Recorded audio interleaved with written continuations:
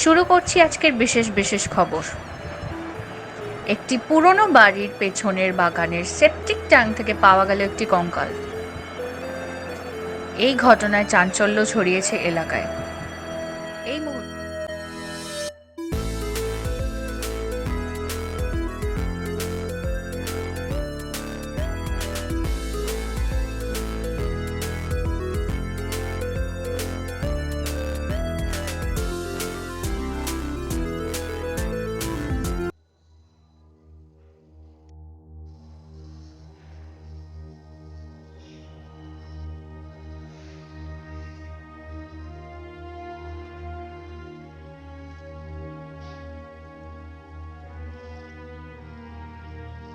আমি আমি আসলে ঠিক ঠিক বুঝতে পারছি না কোথা থেকে শুরু করব। মানে সব কেমন যেন। শুরু থেকেই শুরু করুন, আমি সবটাই শুনবো, কোনো চিন্তা নেই। ব্যাপারটা হলো, আমি ছোটবেলা থেকেই স্বভাব চরিত্রে পড়াশোনায় বেশ ভালো। অন্তত আমার এডুকেশনাল সার্টিফিকেট সেই কথাই বলে।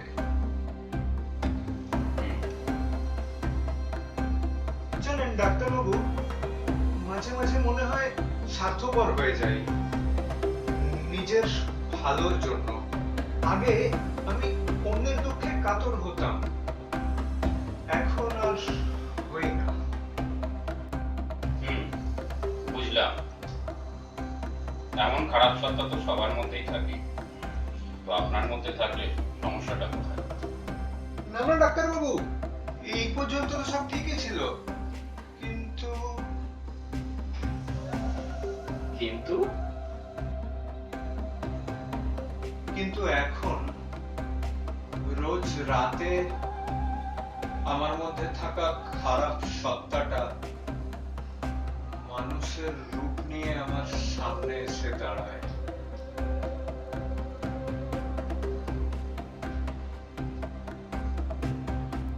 ও রোজ প্ররোচিত করে আমাকে খারাপ কাজ করার জন্য। এখনো রোজ আসে, রোজ আমার সাথে কথা বলে। তুই একটা গবে, তুই একটা বোকা। এত ভালো সুযোগটাকে কেউ ছেড়ে দেয় রে দাদা? বার্থডে পার্টির ওই হই হইয়ের মধ্যে রাঘব বাবুর আংটিটা পেলি, আর পেয়ে তুই ভালো মানুষের মতো ওনাকে হাতে দিয়ে দিলি। ছি, থু। তার মানে না বলে অন্যের জিনিস নিয়ে নেওয়া, এ তো চুরি। আমি চোর। না না না না না না। ওরে আমার কোন যুধিষ্ঠির এলো রে মহাভারতের গল্প থেকে। ওরে ওই আংটিটার বাজার মূল্য কত জানিস? কম করে লাখ দশেক হবে, লাখ দশেক। কত টাকা বাপের জন্মে দেখেছিস কোনোদিন? বরং গোলাপি আভার হিরে দেখেছিস কখনো আগে সেটা বল। আরে বসে বসে খেতে পারতিস 14 পুরুষ ধরে।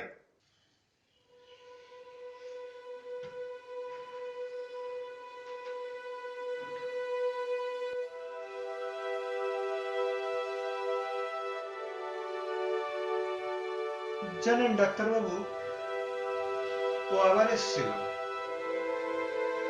কি বললো জানেন?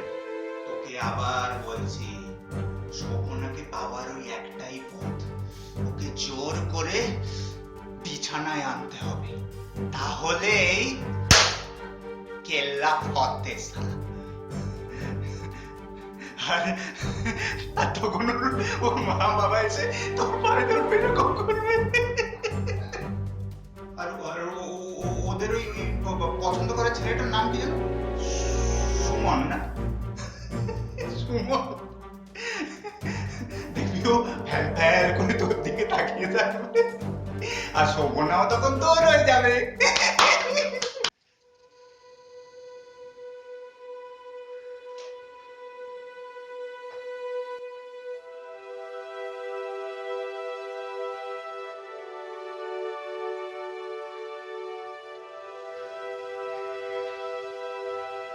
অরূপ বাবু, একটা জল খান।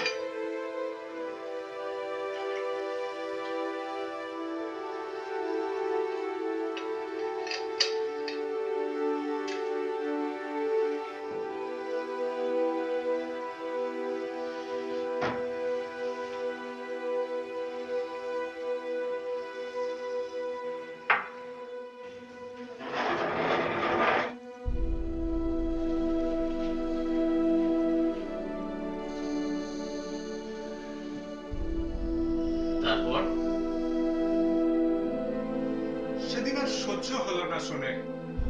একটা একটা কুৎসিত চেহারা সমানে আমাকে আমাকে একটা খারাপ কাজের জন্য উত্তেজিত করে চলেছে। রাগের মাথায় ফুলদানিটা তুলে বসিয়ে দিলাম আমার মাথায়।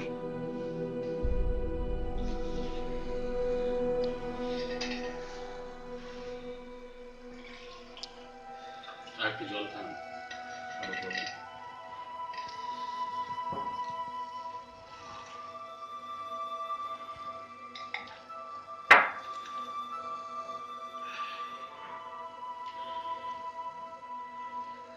জানেন ডাক্তারবাবু, তারপর একটা না অদ্ভুত ব্যাপার হলো। ওই কুৎসিত চেহারার লোকটার মৃতদেহ আমার চোখের সামনে মাটিতে লুটিয়ে পড়লো। উফ, কি রক্ত! ওহ! উহ!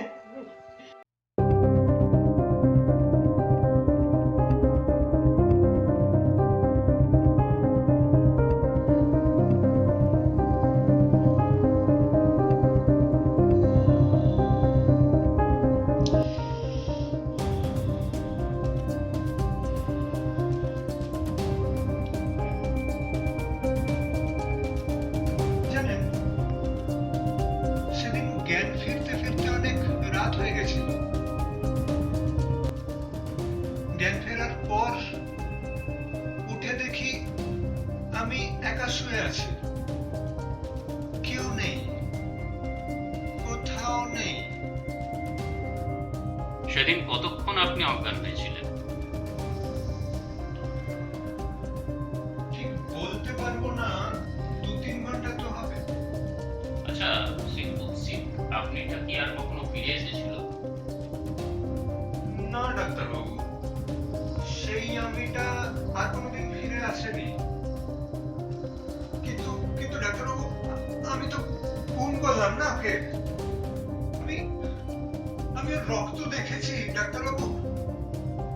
আমি ওর রক্ত পরিষ্কার দেখেছি। ওই রক্ত আমার হাতে লেগেছিল, অনেকবার ধুয়েছিলাম, যায়নি। কি করে ভুলবো ডাক্তারবাবু, ও তো আমারই অংশ ছিল। এখন ঘুমের ওষুধ খেয়েও রাতে ঘুম হয় না জানেন। রোজ 2টো করে ঘুমের ওষুধ খাই, তাও ঘুম হয় না। মনে হয় ওই ওই সত্তাটা আমাকে বলছে, আমাকে মারলে কেন, আমার কি দোষ ছিল। কি করে সে রক্ত ভুলবেন অরূপবাবু? ওটা যে আপনার ভাইয়ের রক্ত ছিল। মানে আপনি ঠিক অতটা নিরপরাধ নন অরূপবাবু। গল্পটা খুব ভালো বানিয়েছেন, নো ডাউট। তবে অপরাধ বোধটা আসল ছিল, ওখানে কোনো খাদ নেই।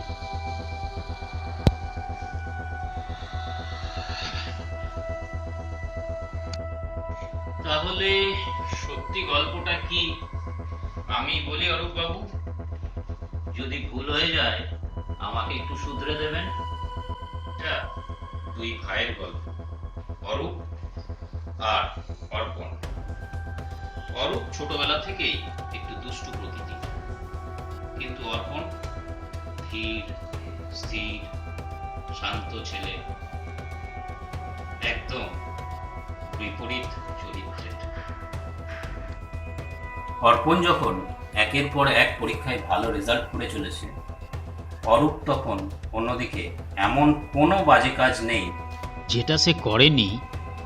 মদ খাওয়া, গাঁজা খাওয়া, এমনকি পাড়ার মেয়েদের উত্ত্যক্ত পর্যন্ত করে গেছে।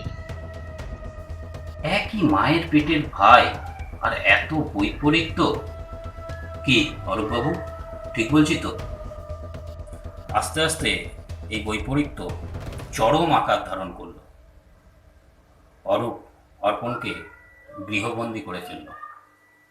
যদিও শারীরিক অত্যাচারের থেকে মানসিক অত্যাচারটাই বেশি করত।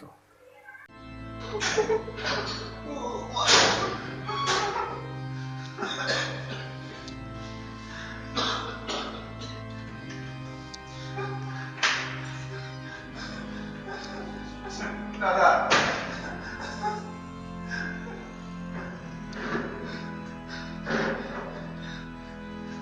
দাদা, বাড়ি দিন না গেছে। অন্ধের কি বাড়া ওসব জেনে লাভ নেই। একবার কি বাইরে যেতে দাও, আমি কথা দিচ্ছি আমি একটু খেয়ে ফিরে আসবো, আমার ভালো লাগে। যাতে পুলিশের কাছে গিয়ে আমাকে ধরিয়ে দিতে পারিস, তার জন্য তো এতগুলো বছর তোকে বসে বসে খাওয়াচ্ছি, জামা কাপড় কেচে দিচ্ছি, চুল দাড়ি কাটিয়ে দিচ্ছি, আর কি চাস?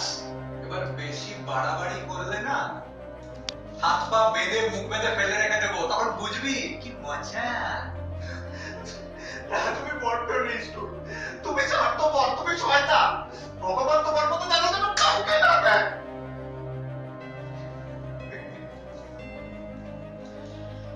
এই গল্প আমার লেখা, এই গল্পের হিরোই ভিলেন, ভিলেনই হিরো।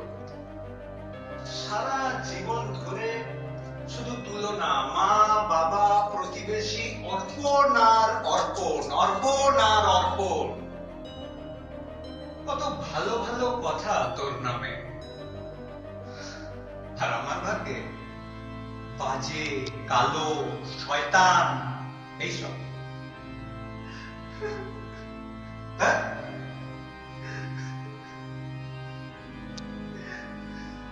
আজ আমি এই অন্ধকারের রাজা, আর তুই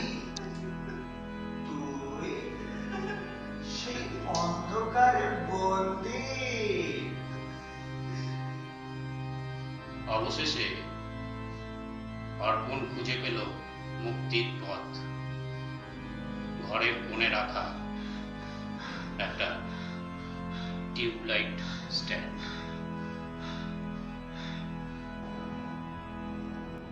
সেদিন অর্পণ অরূপের পায়ের আওয়াজ পেয়ে দরজার পাশে দাঁড়িয়েছিল সেই টিউবলাইটের স্ট্যান্ড নিয়ে। এতদিনে অর্পণ অন্ধকারে বেশ ভালোই দেখতে পেত।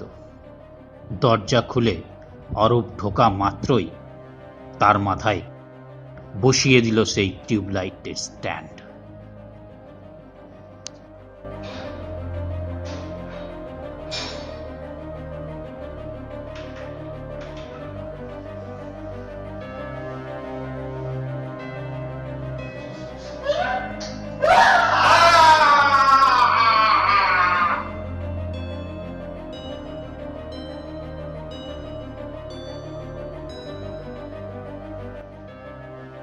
কি অরূপবাবু, সরি অর্পণবাবু?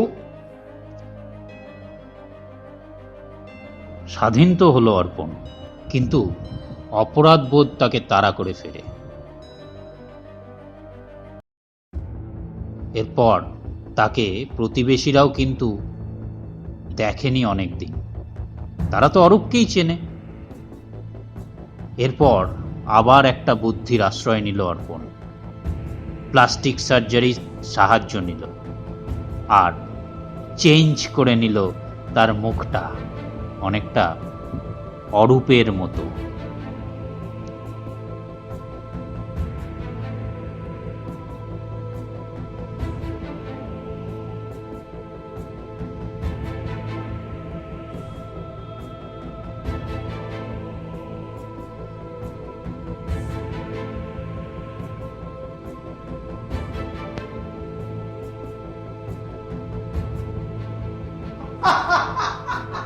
Yeah!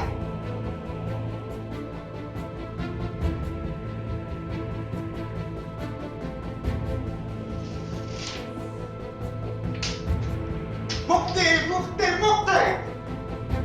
কি অর্পণ বাবু, গল্পটা কেমন লাগলো আমার? আপনি আপনি এত কিছু জানলেন কি করে? ধৈর্য ধরুন বন্ধু, গল্পের ক্লাইম্যাক্স তো এখনো অনেক বাকি।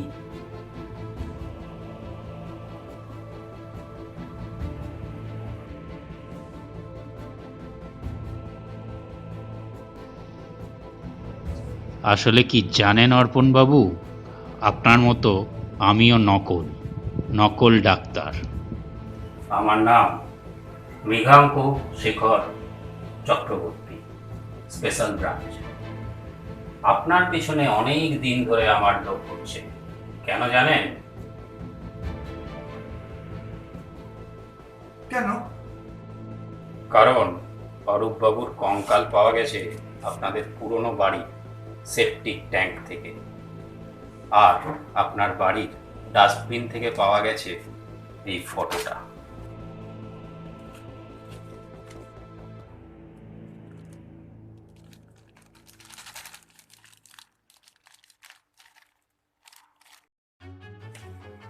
তাহলে বুঝতেই পারছেন আপনি অরূপ হন বা অর্পণ, খুনটা কিন্তু আপনিই করেছেন, এবং সেটা কিন্তু খুব ঠান্ডা মাথায়, এবং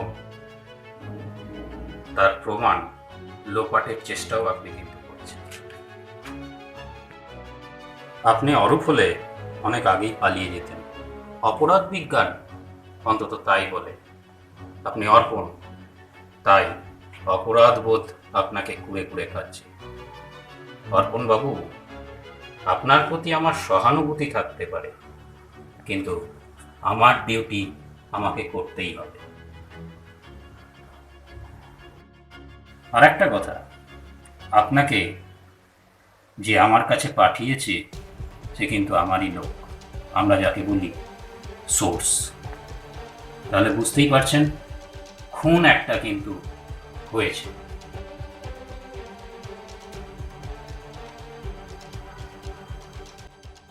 দেখুন অর্পণবাবু, খুনটা আপনিই করেছেন।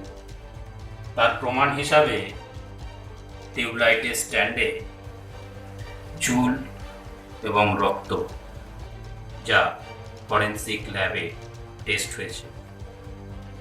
সুতরাং সাজা তো আপনাকে পেতেই হবে, আর আদালত ঠিক করবে আপনার সাজাটা ঠিক কি হবে।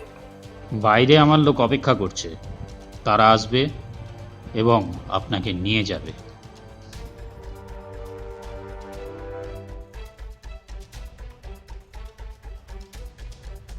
Hello mister Das, please come and take him away to custody. আরে অর্পণ, অর্পণ!